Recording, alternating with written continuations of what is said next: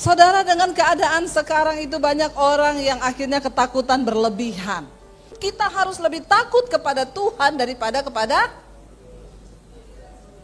karena Tuhan yang pegang kendali atas hidup. Kalau kita percaya Tuhan berdaulat atas hidup kita, nggak ada yang perlu kita takutkan. Amin. Kemarin ada seorang ibu telepon saya, Bu Debi, iya suami saya. Kami kerja bersama-sama dari kami pertama kali menikah, Bu. Dari nol kami start mulai dari awal berdua.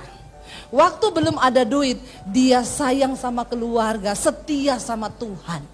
Waktu mulai diberkati, usaha kami diberkati, uang mulai masuk ratusan juta, miliar. Tiba-tiba, Bu, saya lihat ada pengeluaran sekian ratus juta di rekeningnya. Ternyata dia kirim untuk seorang wanita. Bapak-bapak, yang memulai bersamamu dari awal itu istrimu. Jadi jangan setelah punya uang terus melupakan istri. Karena waktu engkau miskin kere, istrimu yang suka sama kau. Waktu engkau sudah kaya, banyak pelakor yang mau. Amin, bapak-bapak. Ada orang ibu kemarin ngomong sama saya, Bu, suami saya diganggu sama pelakor kan, Bu. Suami saya ini udah berumur. Mau berapa lama sih dia selingkuh sama itu pelakor? Saya datangi pelakornya, Bu. Saya ajak suami saya. Lalu saya bilang sama itu perempuan, kamu benar mau sama suami saya? Saya kasih titip suami saya. Dan dia ini saya cuma mau bilang sama kamu, dia ada penyakit jantung, kolesterol, kencing manis, diabetes. Tolong rawat. Langsung tidak jadi itu pelakor. Dia memilih untuk memutuskan. Makanya bapak-bapak gak usah sombong. Jangan tertawa, bilang amin. Terutama bapak-bapak. Amin, bapak-bapak. Ya, setialah. Tidak perlu takut dengan virus, dengan apapun. Yang engkau harus takut itu Tuhan. Karena kalau kita ini sudah siap mati, nggak ada yang perlu kita takutkan. Toh waktunya akan datang, semua kita akan tinggalkan dunia ini. Nah sekarang yang saya mau tanya, yang sudah siap mati berapa? Yang belum siap. Terus maumu apa? Ya, ditanya siap mati belum siap belum. Saudara, saya mau bilang ya, siap atau tidak siap, kalau harinya tiba, pasti datang. Pasti kematian itu menjemput. Tetapi kita harus paham benar apa kata firman Tuhan. Rasul Paulus berkata, bagiku mati adalah sebuah keuntungan. Dan hidup adalah bagi Kristus. Jangan engkau sia-siakan waktu yang singkat di hidup ini. Amin. Mari kita sungguh-sungguh mau hidup bagi Tuhan. Supaya tidak ada ketakutan. Kalau kita mencapai iman di dalam Tuhan, indah hidup ini, mau kapanpun mati, aku siap Tuhan. Tapi kalau belum saatnya mati, aku mau melayani Tuhan seumur hidupku. Melayani Tuhan itu apa? Bukan cuma sekedar jadi pengkhotbah kayak saya. Jangan semua jadi pengkhotbah, nanti saya banyak saingan. Apa itu melayani Tuhan? Di rumah tanggamu, bapak-bapak engkau menjadi imam yang benar, yang membawa anak istrimu takut akan Tuhan, itu engkau melayani Tuhan. Istri-istri engkau menjadi penolong yang sepadan bagi suamimu, itu engkau sedang melakukan kehendak Tuhan dan engkau melayani Tuhan. Tapi berapa hari ini memang saudara, dari hari Jumat kemarin saya itu terima telepon dari bapak-bapak semua. Dari hari Jumat itu saya pelayanan di mobil, saya terima telepon, bapak-bapak, Shalom Ibu Debi, iya Ibu boleh doakan saya enggak Bu? Kenapa? Istri saya gugat saya cerai. Kenapa Bapak selingkuh? Bukan Bu, istri saya yang selingkuh. Suami saya dengarkan saya speaker, di sebelah dia gini, istrinya selingkuh.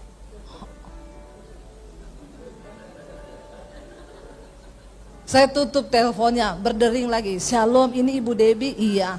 Ibu doakan ya, Ibu kapan ada waktu ketemu saya dan istri. Kenapa? Istri saya sudah pulang ke rumah orang tuanya. Dia gugat cerai saya Bu, dia bawa anak-anak saya. Kenapa Pak, ada masalah apa? Istri saya punya pil. Ngeri gak saudara? telepon lagi, ada puluhan pria telepon saya Jumat dan Sabtu, laki-laki semua istrinya selingkuh. Kata suami saya gini, makanya kamu tuh kalau khotbah jangan terus menyudutkan bapak-bapak.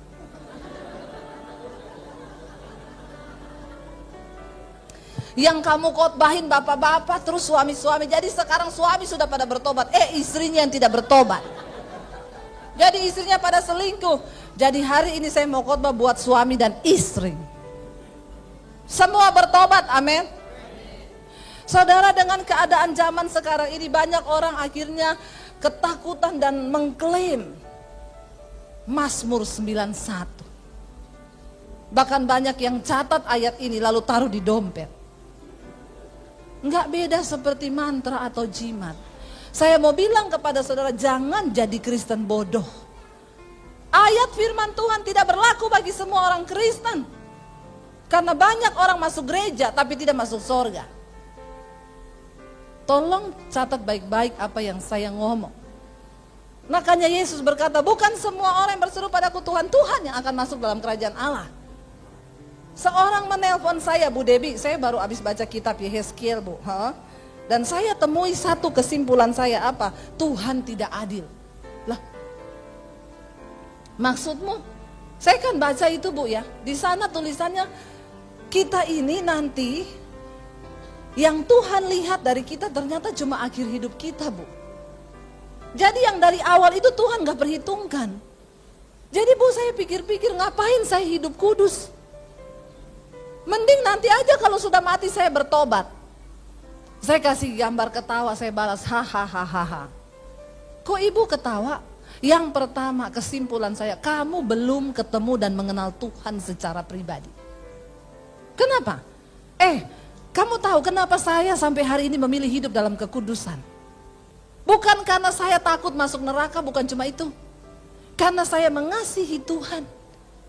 Dan saya tidak ingin menyakiti hatinya dengan saya hidup di dalam dosa. Karena saya tahu pengorbanan yang Tuhan berikan bagi saya itu luar biasa. Yang kedua, kamu tahu kenapa kamu harus melakukan firman selama hidup di dunia ini? Kenapa kamu harus melakukan kebaikan, kebenaran dan hidup dalam kekudusan? Kenapa? Karena Alkitab berkata orang yang berbahagia di dunia ini adalah orang yang melakukan firman. Sebab engkau berbahagia karena perbuatanmu. Karena apa yang engkau tabur itu yang akan engkau tuai. Kalau engkau memilih hidup dalam dosa silakan, dan engkau akan dikutuk selama hidupmu di dunia ini. Mau? Oh gitu ya, Bu. Iya. Jadi mengerti sekarang. Anda memilih hidup di dalam dosa, maaf, Tuhan tidak rugi. Catat baik-baik. Kalau engkau pilih hidup dalam dosa, persinahan, perselingkuhan, kepahitan, Tuhan tidak pernah rugi. Sebaliknya, kalau engkau memilih hidup dalam kekudusan dan perkenanan Tuhan, Tuhan gak untung. Dia tetap Tuhan dengan kemuliaan dan kedaulatannya, tidak ada yang bisa merubah itu. Tapi kenapa kita harus hidup dalam kebenaran dan kekudusan? Supaya engkau berbahagia selama engkau hidup di dunia ini. Supaya engkau tidak hidup di bawah kutuk, karena engkau tidak mengalami janji Tuhan. Amin. Sehingga hidupmu tidak pernah cukup. Lalu engkau hidup cemas tiap hari. Makanya saya bilang, orang banyak mati bukan karena penyakit. Karena ada dua hal di hidup ini yang membuat jantung berpacu dengan cepat. Yang pertama jatuh cinta, yang kedua jatuh tempo. Jadi kurang-kurangilah cicilan, biar gak cepat. Ini suara aslinya. Jadi saudara, mari kita mengerti dengan benar apa yang firman Tuhan katakan, apa kebenaran. Tidak semua Mazmur 91 berlaku bagi semua orang, tidak. Yuk kita segera baca saja. Mazmur 91 ayat yang pertama. Orang yang duduk dalam lindungan yang maha tinggi dan bermalam dalam naungan yang maha kuasa. 2 silakan.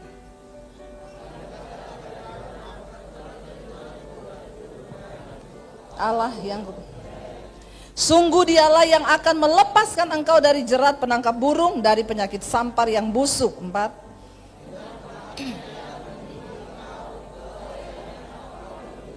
Kesetiaannya ialah perisai dan pagar tembok. Engkau tak usah takut terhadap kedahsyatan malam, terhadap panah yang terbang di waktu siang, terhadap penyakit sampar yang berjalan di dalam gelap, terhadap penyakit menular yang mengamuk di waktu petang. Walau 1000 lebah di sebelah sisimu dan 10.000 di sebelah kananmu, tetapi itu tidak akan menimpamu. Engkau hanya menontonnya dengan matamu sendiri dan melihat pembalasan terhadap orang-orang fasik. Sebab Tuhan ialah tempat perlindunganmu, yang maha tinggi telah kau buat tempat perteduhanmu.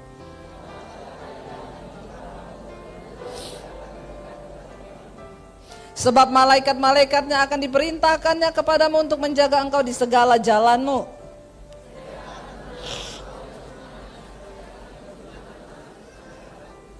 Singa dan ular tedung akan kau langkahi, engkau akan menginjak anak singa dan ular naga.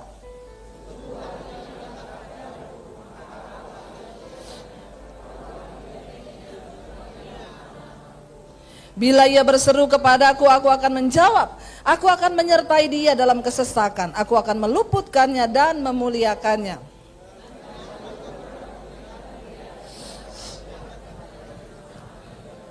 Amin, saudara. Ya, ayat ini sangat diingini dan sangat diimpikan terjadi dalam kehidupan setiap orang Kristen. Bayangkan, dilindungi, diluputkan, disertai, dijawab doanya, diselamatkan. Apa yang kurang? Tapi maaf, saya selalu berkata, untuk menerima kasih Tuhan itu tidak ada syaratnya. Karena kita semua diselamatkan bukan karena perbuatan baik kita dari awal Tuhan pilih kita, bukan karena kita orang benar. Justru kita diselamatkan mengenal Yesus karena kita orang berdosa. Lalu Tuhan angkat. Ayat ini jangan dipakai untuk hari penghakiman. Kita dibenarkan bukan karena hasil usahamu, tapi itu kata kasih karunia Tuhan. Ini berlaku untuk pertama kali orang bertobat terima Yesus. Jangan dibolak-balik, karena sekarang banyak pengajaran hyper grace yang memutar balikan ayat ini dan berkata, kan kita selamat bukan karena perbuatan, bukan karena usaha, tapi kasih karunia. Maaf, itu berlaku untuk pertama kali kita menerima Yesus. Kita dipilih menerima dia bukan karena kita baik. Saya ini sampah yang dipungut oleh Tuhan dan diselamatkan. Tapi ketika engkau sudah menerima keselamatan itu, Alkitab berkata, kerjakanlah keselamatan itu dengan takut dan gentar. Karena keselamatan bisa batal. Dari pihak siapa? Bukan Tuhan, dari kita yang membatalkannya. Karena kedagingan kita. Ayat ini berkata, coba kita lihat ayat 1. Selalu firman Tuhan itu ditulis sebelum janji, ada syarat. Ulangan 28 berkata, kalau engkau baik-baik melakukan semua yang diperintahkan Tuhan kepadamu, maka berkat Tuhan akan mengikuti hidupmu.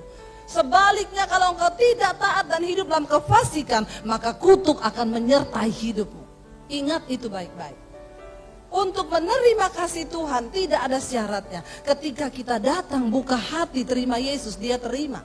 Engkau melakukan dosa, engkau minta ampun, diampuni. Tapi untuk menerima berkat Tuhan dan janji Tuhan, maaf, itu ada syaratnya. Amin.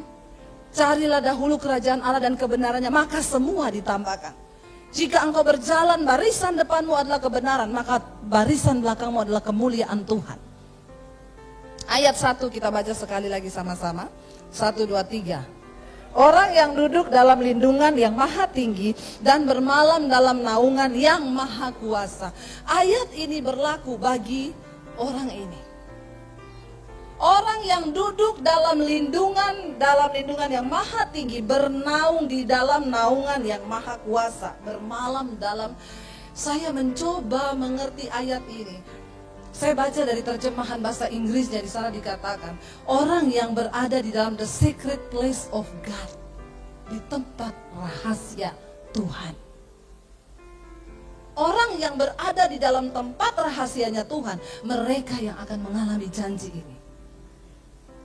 Wow nggak saudara? Pertanyaannya, apakah hari ini kita berada di dalam tempat rahasianya Tuhan? Atau di dalam tempat rahasianya setan? Halo? Saya pernah datang ke satu rumah orang kaya. Lalu dia bilang, Bu, kita di sini ada pintu rahasia loh. Rumah saya ini ada pintu rahasia. Di balik cermin ini, ya, kalau saya pencet tombol ini akan kebuka pintu. Tidak ada orang yang tahu karena ini tempat rahasia kita. Kalau ada gempa atau ada maling, kami masuk ke bawah situ. Kenapa? Ruangan di bawah itu didesain anti gempa. Kenapa tempat rahasia disediakan? Untuk menjaga orang yang ada di dalamnya itu aman. Saudara punya tempat rahasia di rumah? Ada brankas buat simpan emas, perak, permata?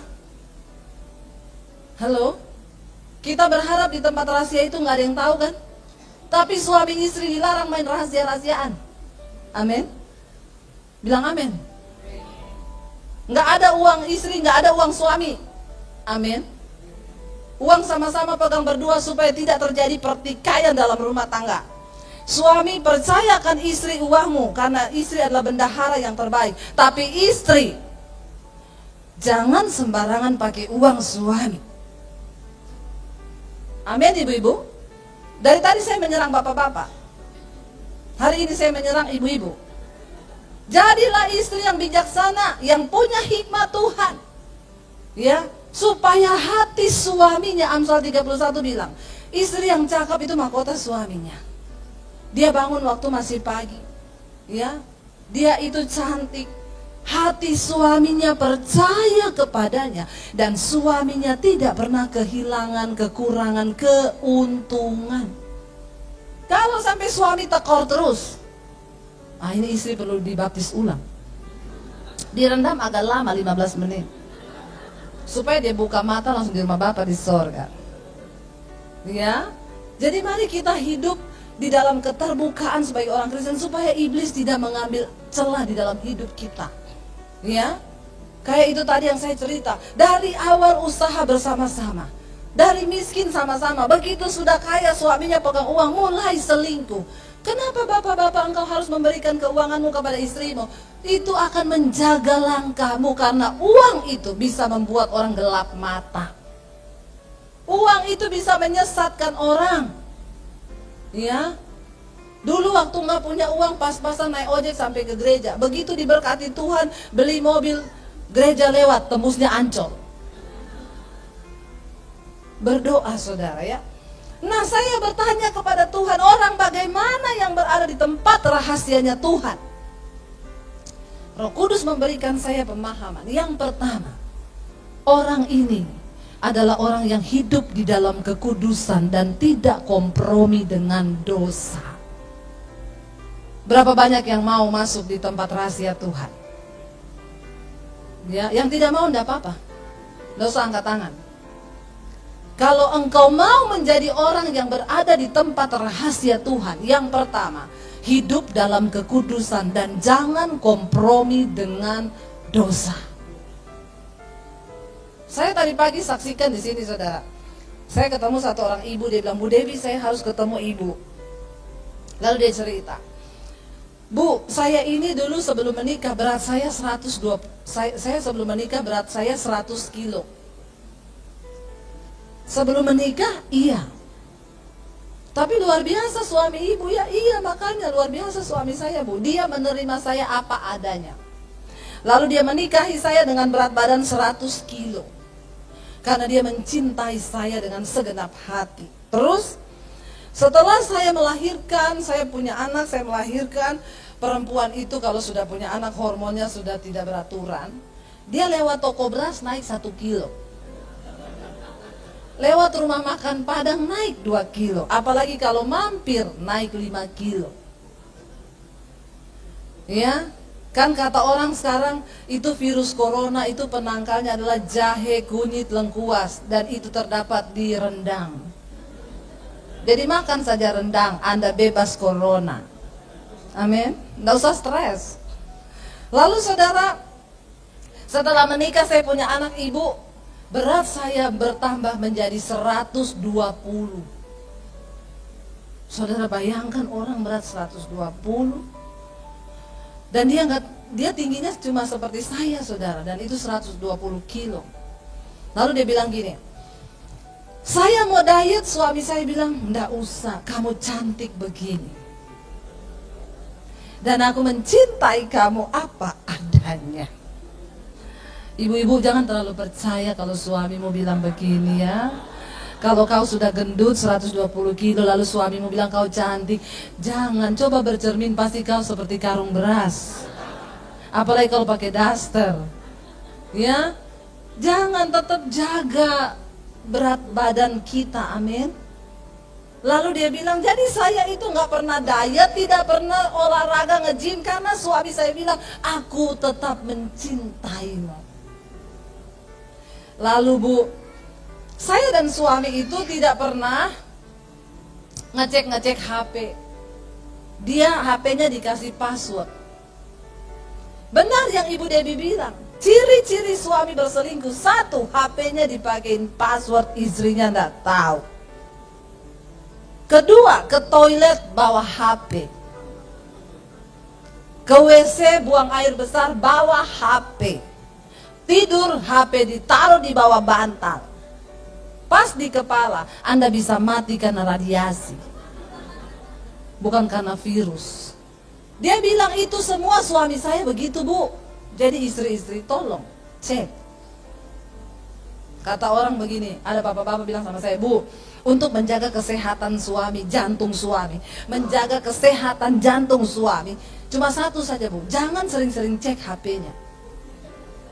Karena setiap kali istri mengecek HP suami, jantungnya berpacu kencang. Tapi tidak semua laki-laki, ya. Makanya tidak usah di password. Saya sama suami, HP kami passwordnya kita dua-dua tahu. Pakai sidik jari saya bisa buka HP-nya, dia buka HP saya pakai sidik jari dia bisa. Jadi nggak ada yang tersembunyi. Jangan beri tempat buat setan di HP-mu. Amin Bapak-bapak. Amin ibu-ibu. Apa yang saya bilang ini benar. Sudah tidak usah dibantah. Supaya tidak terjadi itu perselingkuhan. Lalu dia bilang gini, saya dan suami tipe dari kami menikah saling percaya. Tidak pernah cek-cek HP Bu, dan memang kami saling percaya. Satu kali anak saya yang remaja bilang begini, Mama tuh tahu nggak sih HP-nya Papa passwordnya berapa? Saya bilang enggak. Mama juga nggak pengen tahu karena Mama kan nggak ngapain Mama buka-buka HP Papa. Anaknya bilang gini, Ma, tak kasih tahu password HP-nya Papa. Tolong Mama buka. Saudara, anak sekarang itu canggih. Jadi bapak-bapak ndak usah main kucing-kucingan. Anak-anak sekarang canggih, dia bisa buka nomor HP-mu dari laptop, bisa. Dan Tuhan bilang tidak ada satupun yang tersembunyi yang tidak akan dibuka. Bilang amin. Tidak ada satupun yang tertutup yang tidak akan disingkapkan. Karena sepintar-pintar tupai melompat, pasti terpeleset juga. Jadi tidak usah coba-coba jadi tupai. Karena engkau tidak sepintar tupai. Pasti kepleset, bahkan jatuh babak belur. Lalu dia itu mulai hatinya deg-degan. Kenapa anaknya bisa bilang begitu? Saudara dengar, kalau anak bilang begitu berarti anaknya sudah tahu. Pasti anaknya udah buka. Malam itu waktu suaminya tidur dan HP di bawah kepala, di bawah bantal, istrinya pelan-pelan masukin tangannya. Ya, lalu ndak apa-apa, ndak dosa ibu-ibu kalau engkau mengecek suamimu, ndak dosa. Alkitab bilang suami istri itu satu tubuh. Hai suami, tubuhmu bukan milikmu sendiri tapi milik istrimu. Hai istri, tubuhmu bukan milikmu sendiri tapi milik suamimu. Jadi camkan itu, termasuk uang-uangnya. Kita jadi satu semua, amin. Lalu dia pelan-pelan ngambil saudara. Dia bilang, saya buka sesuai password yang anak saya kasih ibu. Dan saya syok ibu, kenapa? Ternyata saya buka, dia dengan perempuan itu sudah mau ngurus menikah. Dan itu perempuan sudah dibeliin rumah. Dan suami saya satu punya KTP yang tulisannya status belum menikah. Sepintar-pintar tupai melompat, pasti kepleset. Nggak usah tambah-tambahin penyakit jantung bapak-bapak. Orang hidup dalam perselingkuhan sembunyi dosa itu deg-degan terus. Lalu dia bilang, saya tunggu dia bangun bu. Sabar banget ibu tunggu dia bangun. Kalau saya siram air. Jangan ditiru, ini adegan berbahaya. Lalu saya tunggu dia bangun bu. Waktu dia bangun, saya tanya sama dia, Pak, apa ini? Selama ini kamu bilang kamu cinta sama saya apa adanya, ternyata kamu mau menikah sama perempuan lain, malah kamu beliin rumah. Dan suami saya menjawab dengan satu kalimat yang cukup membuat saya down dan tidak bersuara lagi. Ibu tahu apa yang suami saya ngomong dari mulutnya? Iya, kenapa? Lu ngaca ya? Lu pikir ada laki-laki mau sama kayak lu begitu karung beras? Saudara, dan itu merobek jiwanya. Manusia itu punya jiwa. Di dalam jiwa terdapat pikiran, perasaan, dan kehendak. Dan ketika jiwa ini tertekan, jiwa kita memerintahkan kita untuk melakukan sesuatu, entah itu dosa ataupun kebaikan. Kenapa engkau harus banyak dengar firman Tuhan? Supaya jiwamu diisi oleh firman, dikendalikan oleh firman, dan engkau melakukan kebenaran. Saudara lihat kemarin di TV, anak 15 tahun membunuh bocah 5 tahun. Kenapa? Karena jiwanya sakit. Catatan-catatan hariannya polisi temukan dia kepahitan sama papanya. Dia tulis semua itu pengen membunuh. Ya, dia tulis Lucifer is lonely. Lucifer sudah sendiri, jadi dia harus, semua kata-katanya. Kenapa? Jiwanya sakit. Lalu anak tetangganya main ke rumah 5 tahun, dia ajak ke kamar, direndam di bak mandi 15 menit. Waktu anak itu mati, dia cekik lehernya, dia bungkus sama kain spray, disimpan dalam lemari pakaian. Dan malam itu dia tidur dengan mayat di dalam kamarnya dan tidak ada yang tahu. Ngeri nggak? Lalu mau berangkat sekolah, akhirnya dia pergi ke kantor polisi dengan tenang. Dia melaporkan dan menceritakan apa yang dia lakukan. Ngeri ya saudara? Kenapa? Jiwanya sakit dan tertekan.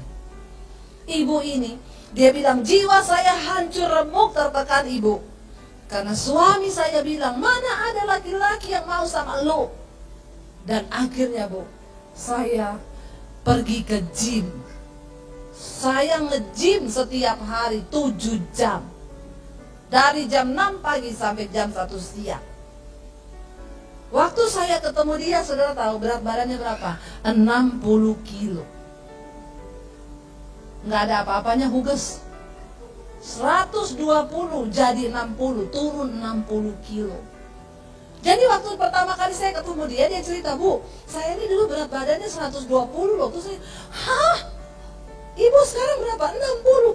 Hah, ibu turun 60 kilo. Ibu bagi dong bu resepnya. Saya cuma mau turun dikit, susah banget bu. Rahasianya apa? Dia jawab sama saya, suruh suami ibu selingkuh. Tolak dalam nama Yesus. Ya, jangan, saya bilang. Lalu saudara, dia nge-gym tiap hari. Jiwa yang sakit itu menggerakkan seluruh tubuhnya. Makanya engkau perlu penuhi hatimu dengan firman. Supaya firman yang menggerakkan tubuhmu melakukan kehendak Bapa. Firman itu menggerakkan kita untuk hidup dalam kekudusan. Dia digerakkan oleh keinginan jiwanya. Suaminya kata-katanya terngiang, lu ngaca, mana ada laki-laki mau sama lu gitu, udah kayak karung beras. Waktu turun badan saudara, dia bilang, dan saya berselingkuh dengan beberapa pria. Hanya untuk membuktikan ada laki-laki yang mau sama saya. Ngeri gak? Orang yang seperti ini tidak berada di tempat rahasianya Tuhan, tapi berada di tempat rahasianya setan. Dua aja pilih. Yang kayak begini mengalami Mazmur 91? Kagak. Ke gereja dia tiap minggu? Iya. Makanya tolong pendeta, kalau suruh jemaat hafalkan pasal Mazmur 91, kasih tahu syaratnya apa. Supaya jemaat itu jangan sembarangan berkatakan Mazmur itu menghafal di luar kepala. Waktu mau selingkuh, Mazmur 91. Mau pergi ke diskotik dugem, Mazmur 91. Mau main judi, Mazmur 91. Malaikat bilang, pret. Jangan mimpi, kenapa? Firman itu bukan sesuatu yang murahan. Kalau engkau tidak hidup dalam kebenaran, engkau tidak mungkin bisa mengalami janji-janji Tuhan. Amin.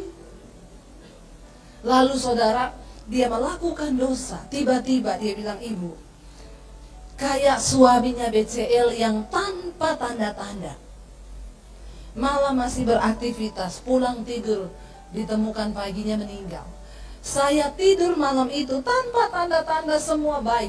Saya bangun pagi, mata saya buta. Kenapa kita nggak boleh sombong dalam hidup ini? Orang yang sombong bukan orang yang pamer harta. Orang yang sombong, orang yang terus hidup di luar kehendak Bapa, bangga dengan dosa-dosanya. Seorang istri telepon saya, bu, suami saya berselingkuh. Lalu saya tanya sama dia ngaku, bu. Saya bilang, kamu pilih saya atau perempuan itu? Dia jawab, dua-dua. Lalu saya bilang, saya nggak mau kamu madu saya. Enggak, kamu harus pilih salah satu. Suaminya jawab, kamu pikir gampang bagi saya melupakan dia? Lalu istrinya bilang, lah terus kamu mau nggak mau, tapi beri aku waktu. Istrinya bilang, sampai kapan waktu yang harus aku beri sama kamu? Suaminya jawab, tunggu waktu Tuhan. Haleluya ya. Ini sih saudara, bukan hidup di luar kebenaran, tapi bikin kebenaran baru yang sesuai dirinya sendiri. Mau suruh putus sama selingkuhan, tunggu waktu Tuhan. Saudara, lalu istrinya bilang sama dia, tapi kamu harus memilih. Iya, saya besok mau ke Jakarta ketemu perempuan itu. Istrinya bilang, semalaman saya tidak bisa tidur ibu, saya nangis. Suami saya bilang gini, kamu tuh ya pikiran positif saja. Ada orang mau ketemu selingkuhannya, istrinya suruh pikir positif. Yang dia lakukan negatif, tapi istri suruh pikir, gila ini orang. Kalau di depan saya baptis ulang. Berapa lama? Biar dia buka mata langsung di rumah Bapa di sorga. Lebih baik tubuhnya binasa tapi jiwanya selamat.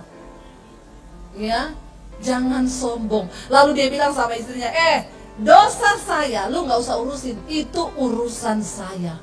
Saya bilang, aduh sombong sekali ya. Ada orang kayak begini nih masih, aduh ya, saya sudah tidak mengerti. Suami, kalau istrimu tegur dan menasihati kamu, itu suara Tuhan. Amin. Dia bilang, tanpa tanda-tanda saya bangun pagi, mata saya buta. Lalu saya ke dokter, dokter bilang ibu harus mengalami pengobatan dan terapi. Salah satu pengobatannya ibu tahu nggak? Saya harus disuntik di kornea mata, di biji mata itu disuntik. Dan dia bilang itu sakitnya minta ampun bu. Ya iyalah, mata kita keculek aja sakit. Lalu saudara, dia bilang saya ibu disuntik beberapa kali. Waktu ditusuk, dimasukin obat di dalam biji mata saya itu sakitnya minta ampun. Sampai ke otak, syaraf-syaraf itu sakit. Tapi kakak saya bilang begini, kamu tahu kenapa Tuhan izinkan kamu begini? Itu teguran supaya kamu bertobat. Lalu dia tanya, oke, kalau saya mau bertobat, saya mulai dari mana untuk saya bisa bertobat? Kakaknya dengan santainya cuma ngomong, kamu dengerin tuh khotbah-khotbah di YouTube. Saudara, jadi saudara, jangan saudara bilang saudara tidak bisa melakukan apa-apa untuk kerajaan Allah. Engkau bisa share khotbah-khotbah yang engkau dapat dari YouTube yang kira-kira membangun, share ke keluargamu. Lalu saudara, Dia bilang, saya dengar khotbah ibu, saya mau bertobat ibu, saya mau pengakuan. Iya bu, benar ibu bilang. Saya kan bilang, kalau mau lepas dari dosa perselingkuhan, blokir nomor HP-nya. Sudah bu, tapi dia pakai nomor lain. Jadi ibu masih terpengaruh kalau dia kirim pakai nomor lain? Iya, kadang masih terpengaruh. Bahkan saya tunggu, ada nggak dia kirim hari ini? Bangsa Israel ketika mau keluar dari Mesir perbudakan menuju tanah perjanjian, iblis tidak pernah rela. Pasukan Fir'aun mengejar mereka. Waktu engkau mau keluar dari ikatan dosa, setan tidak pernah rela. Karena itu engkau perlu berseru kepada Tuhan, datang kepada hamba Tuhan yang benar. Lalu dia bilang, bu, apa yang harus saya lakukan? Memang jujur saya masih tunggu-tunggu ada WA atau SMS dari nomor lain yang itu dari dia. Kalau begitu berarti ibu belum kuat dalam daging. Yang kedua, jalan keluarnya apa? Ganti nomor HP. Tutup Facebook untuk sementara. Itu namanya ibu niat. Jangan cuma mau, tapi niat. Amin. Lalu dia berusaha keras. Saya sudah mendengar banyak kesaksian saudara, orang-orang yang akhirnya hidupnya bisa berpindah dari tempat rahasianya setan ke tempat rahasianya Tuhan. Orang yang berada di tempat rahasianya Tuhan, orang yang sedang berjalan menggenapi rencana Tuhan dalam hidup mereka. Lalu akhirnya ibu itu bilang, saya mulai bertumbuh dalam iman bu. Lalu akhirnya saya mengaku kepada suami saya bahwa saya berselingkuh. Puji Tuhan, suami saya mengampuni saya. Dan sekarang rumah tangga kami dipulihkan Tuhan. Jadi Bapak Ibu yang ada di sini, saya mau bilang, kalau suamimu pernah berselingkuh atau istrimu pernah berselingkuh, lupakanlah itu sudah terjadi. Jangan biarkan iblis terus menteror rumah tanggamu. Saya banyak layani kasus-kasus pernikahan yang suaminya selingkuh, istrinya terpukul. Pergi ke psikiater, dia bilang gini, bu, psikiater ngomong sama saya, ibu akan begini terus sekitar 6 bulan. Karena istrinya depresi berat, sampai gemeteran tiap hari, nangis tiap hari, gak bisa terima. Oh jadi psikiater ngomong ibu akan begini terus 6 bulan? Iya, ibu mau atau tidak? Saya tanya, ibu mau 6 bulan begini? Enggak bu, mau gila saya. Perkatakan firman Tuhan, hari ini ibu bisa sembuh. Ketika ibu mau berkata, aku mau menjadi pelaku firman. Kita berdoa ibu, supaya Tuhan lepaskan semua yang mengikat di pikiran iblis, intimidasi. Lepaskan hari ini. Saya berdoa buat dia saudara. Dan malam itu dia tidur tanpa obat tidur dari psikiater. Engkau harus percaya pada firman. Hari ini siapa? Saudara, saya cuma mau bilang ya, tidak ada yang bisa menyembuhkan engkau. Gak ada dokter hebat, tidak ada pendeta hebat yang bisa melepaskan engkau dari dosa, kecuali dirimu sendiri dengan Tuhan. Bagaimana kita bisa berbahagia? Kitalah yang menentukan waktu kita memilih melakukan firman Tuhan. Orang yang berada dalam tempat rahasianya Tuhan, yang pertama, tidak kompromi dengan dosa.